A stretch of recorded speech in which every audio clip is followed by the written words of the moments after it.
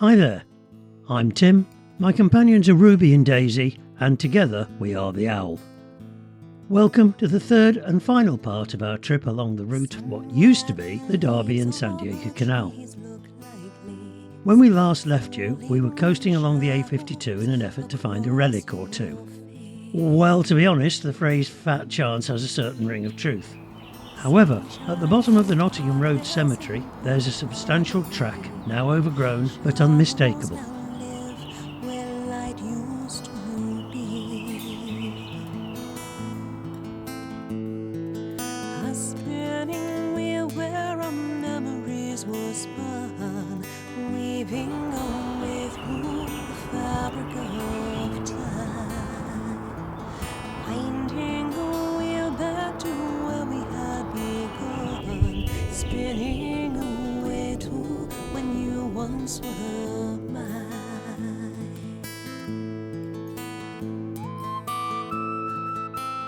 At this point, the canal would run alongside the Nottingham Road.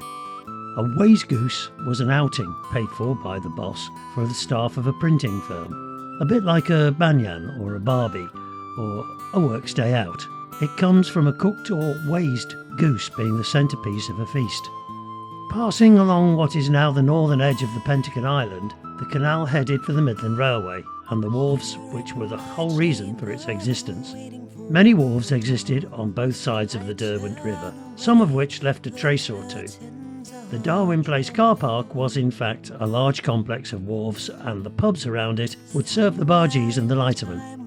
During the construction process, it was deemed to be far too expensive for the canal to cross the River Derwent with a bridge or a tunnel. Therefore, it crossed the flow of the river on the same level as the river. A weir was built across the Derwent to maintain the correct level and enable the barges to cross. The canal, having crossed the Derwent, headed for the next set of wharves and, further downstream, the junction at Swarkston. This blocked-off bridge was the entrance to a large wharf complex which extended to and beyond where the council offices and the new bus station are now, extending to the moorage.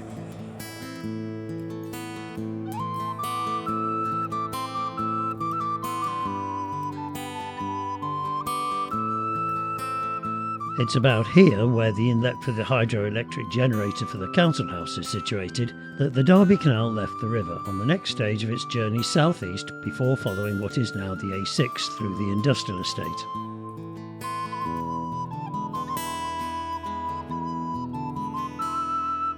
We choose our path, never knowing right or wrong.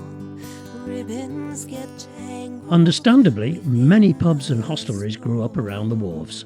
Many are still extant, one of which is the Exeter. So, in the spirit of research, I decided to enter this historic establishment in order to sample the beer atmosphere and continue my research ready for the next section. This is me being studious.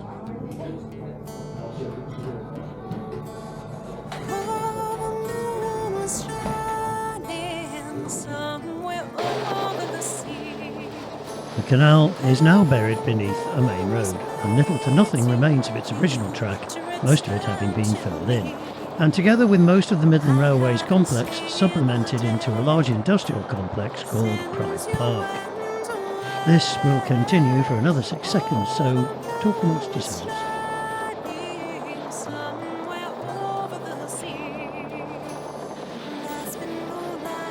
At this point, the canal veers off to the right and passes through the front of what is now the Webhelp building and on through the back of the AMG site to go under the Midland Railway main line, surfacing at one end of Deadman's Lane.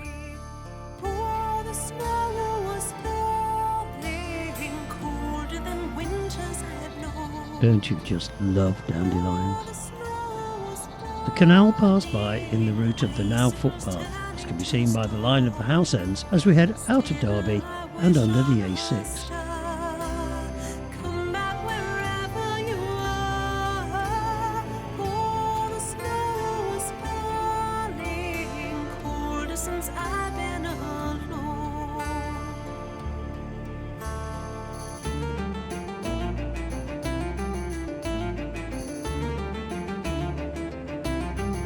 From here, the route is pretty much a footpath, where the original line has been filled in and redeveloped. an excellent facility for the local residents, but offering precious little for a filmmaker producing a documentary about an historical main artery of commerce. Oh, the wind stopped blowing. All I could hold was my breath. Still, I have to believe you will return to me. Oh, the stars stopped glowing on the night that you left. Still, I have to believe you will return to me. The good news is that there is a group called the Derby and Sandiacre Canal Trust who are taking on the mammoth task of restoring it back to a navigable waterway. Having walked its length, I feel that it may not reach fruition during my lifetime. But you have to wish them well in their efforts. Already some early results can be seen in and around several sites along its length. Like at Borrowash Lock, plans have been laid and approved with the various authorities. Ultimately, they hope to provide a navigable route from Sandiacre on the Erewash Canal via Derby city centre and on to Swarkston on the Trent and Mersey Canal, and where possible to do so using the original line.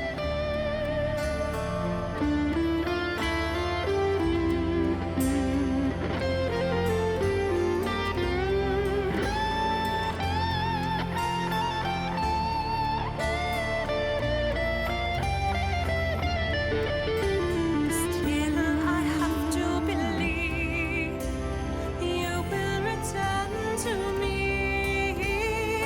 Oh, the snow was falling colder than winters have known.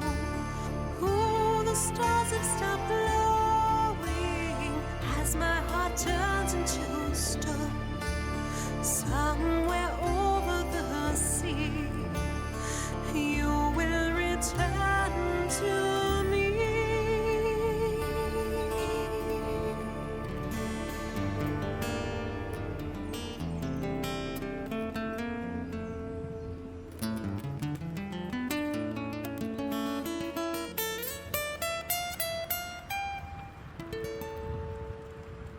There's a place in my heart, the shadows hold their hold, cold as the winds through Siberia, where the snow lies so deep you can't even see the sun.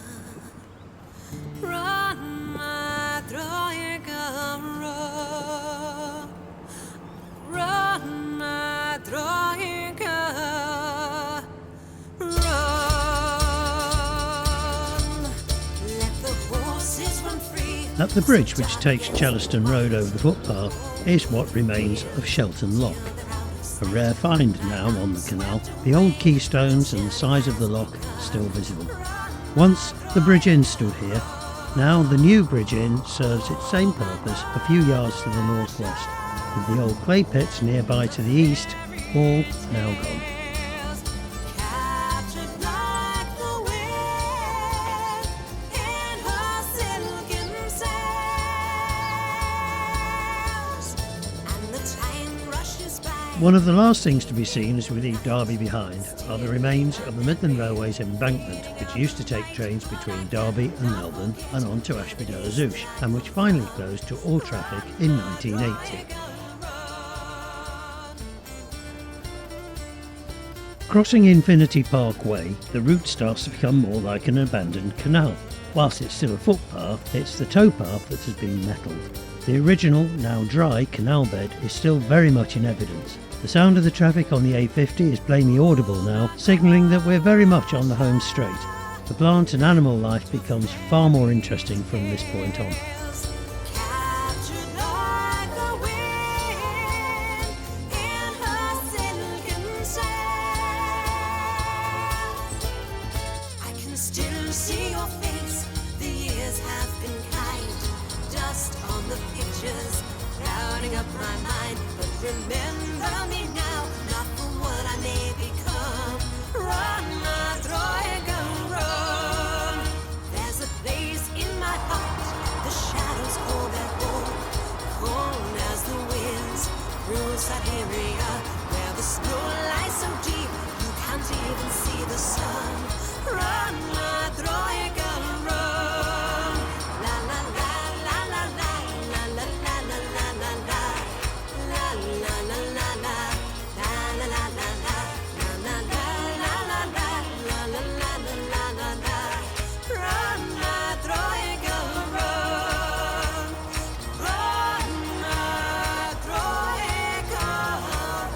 Walking beneath the A50, the scenery changes yet again, as we're now out in the countryside.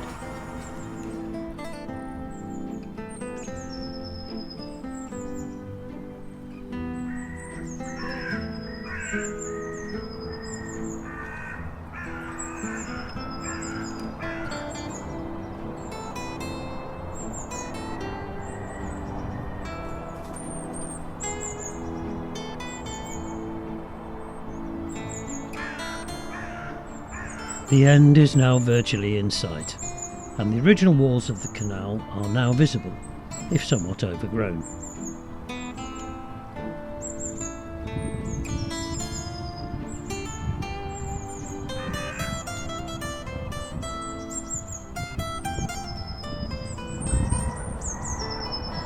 Ahead now is the bridge which goes nowhere.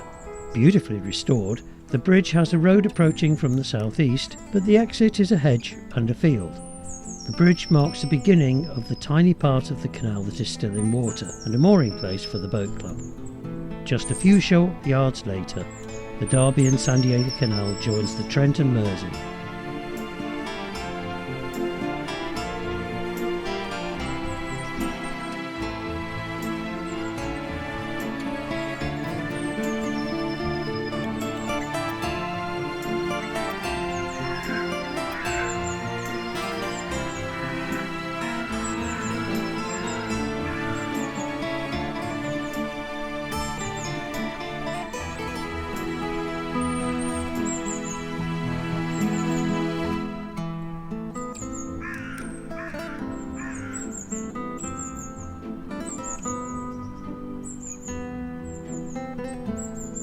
At this point, our journey is over. We hope that you enjoyed this walk and that you'll accept our invitation to join us again sometime.